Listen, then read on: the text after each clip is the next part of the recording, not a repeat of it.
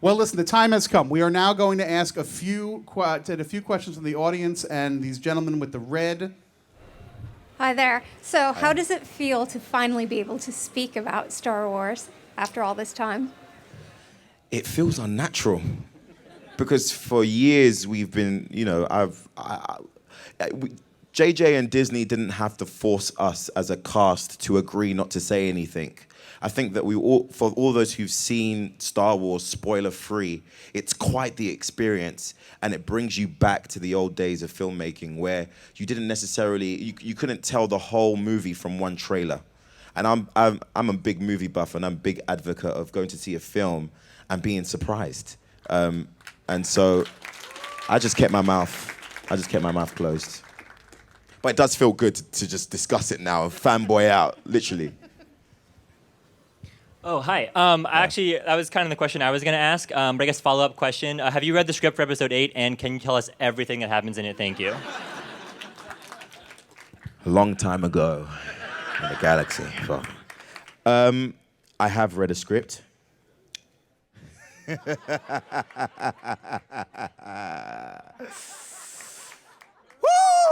Woo! Yeah, man.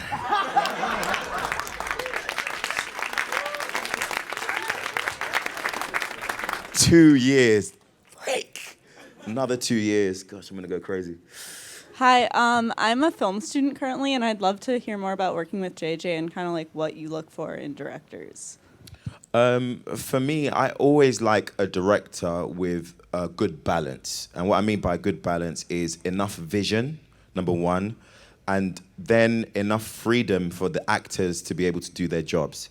So the style of acting that I choose to take for each role, I love to be the character. I love to become it, not in a method type of way, but in a scene. I like to watch a movie I'm in back and feel like I can't remember doing that stuff.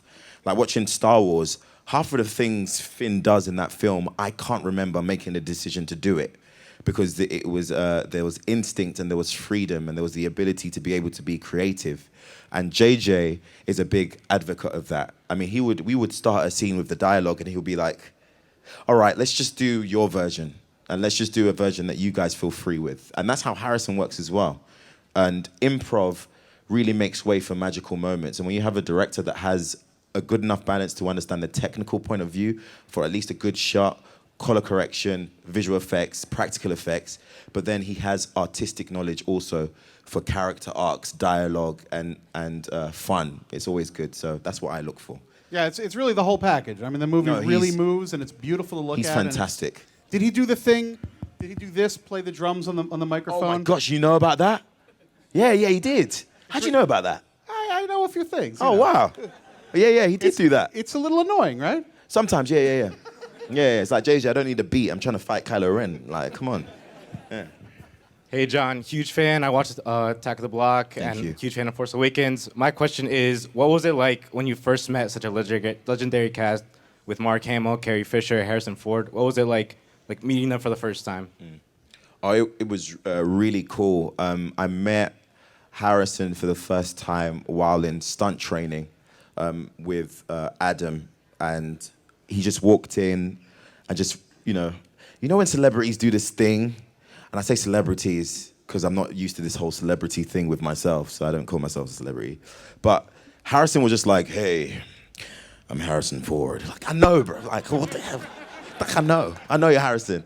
And he was really charming, and it was surreal to see him there because I'd read the script, but to see someone right in front of you ready to start filming was a whole different feeling.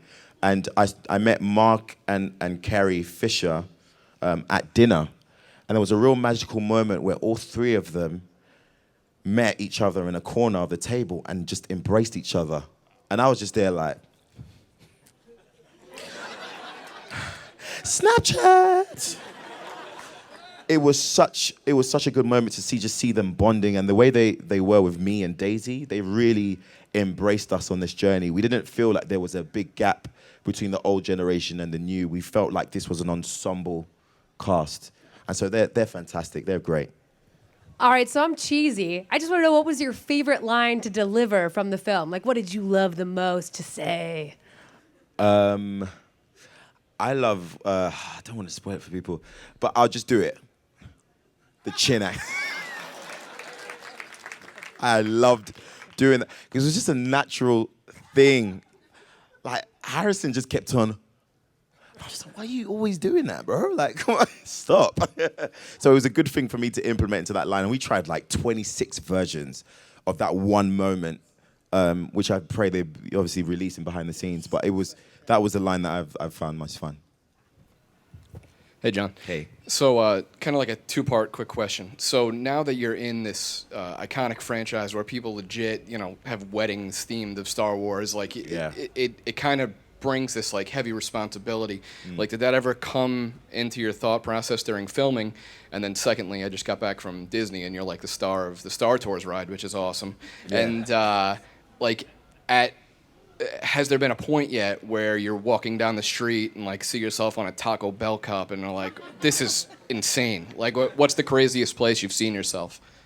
I remember when, and I'll give it to you guys, I tried to go on a date with a girl who knew nothing about me, which was fantastic. You're trying to go fresh like Prince Hakeem, Just trying to be like, you know what I mean? You're just trying to, I want her to love me for who I am, And I pick her up, we're in a car, and I'm like, talking to her and saying, we're going to a nice dinner. And this was in New York, by the way. We get to Times Square, and she's like, what do you do?